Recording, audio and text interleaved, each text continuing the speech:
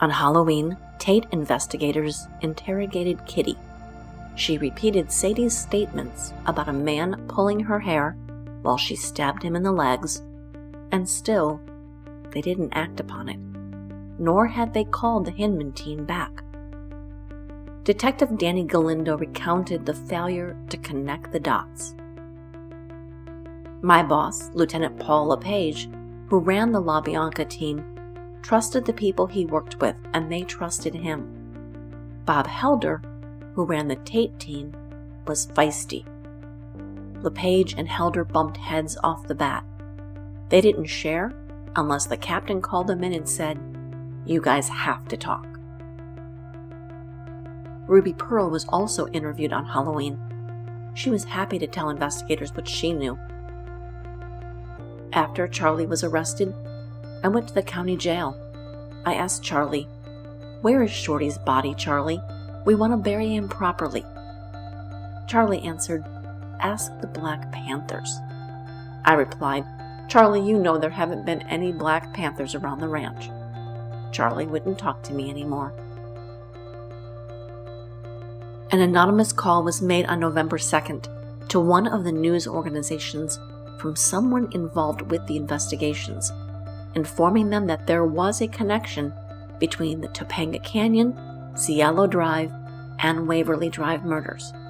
The press moved immediately to investigate. They started by talking to Whiteley and Gunther on the Hinman team.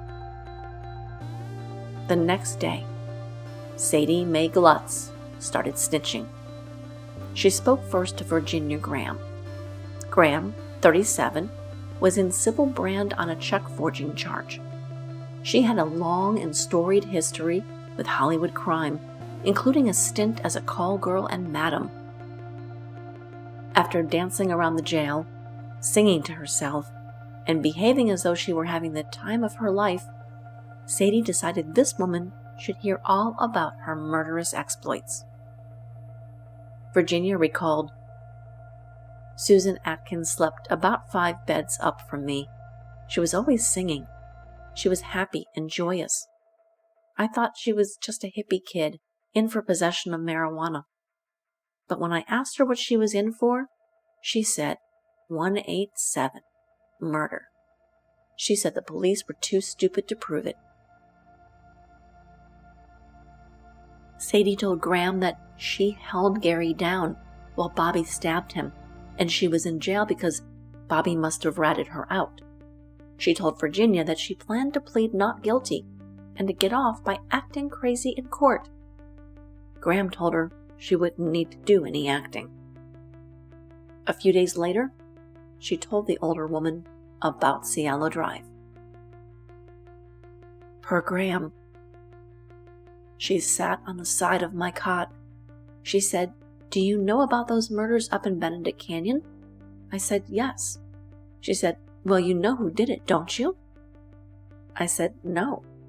She said, 'You're looking at her,' which took me aback, but I was curious, and she gave me a blow-by-blow description as to how the crimes were committed. She told me how they cut the phone wire and shot the young man in the car. She told me how they got onto the property. She told me she went to the bedroom in the rear and that Jay Sebring was sitting on the bed talking to Sharon Tate. They thought it was a robbery. She said they put a rope around their necks and threw it over a beam. That got my attention. I'd been to that house several years before. I knew there were beams in the living room. She told me that Wojtek Frykowski ran out on the lawn screaming, 'Help! Help!' Here she put her hands on her hips and said, 'You know, nobody came, and I killed him.' She said Sharon Tate was crying and begging, 'Please don't kill me. I just want to have my baby.' She said, I looked her straight in the eye and said, 'Bitch, I don't care.' Then I killed her. She said they were going to pull out the victim's eyeballs and smash them, but they ran out of time. She said, 'We had to love them to kill them.' She said they released these people into the universe. She also told me how wonderful the feeling is when you stab someone and stick the knife in. There was not a shred of sympathy on her part for the victims. In Atkins' book, The Myth of Helter Skelter, written more than 3 decades after that jailhouse confession and in the last years of her life, Susan gave a different explanation for her braggadocio. Manson continually preached to us that when you're in jail, you have to act tough in order to avoid getting targeted. You have to tell stories. You have to exaggerate to make yourself seem tougher and nastier than you are. So I exaggerated the only story I knew. I told them I knew who was responsible for the Tate crimes, and in fact I knew who killed Sharon Tate. It was me. Virginia Graham did indeed know the Cielo property. In fact, she and her ex-husband visited the house years earlier with interest in renting the home. She also, coincidentally, had met Jay Sebring before, although just in passing. While Susan went on and on about killing several people, Virginia remained cool as a cucumber, but at the best opportunity, she stepped away.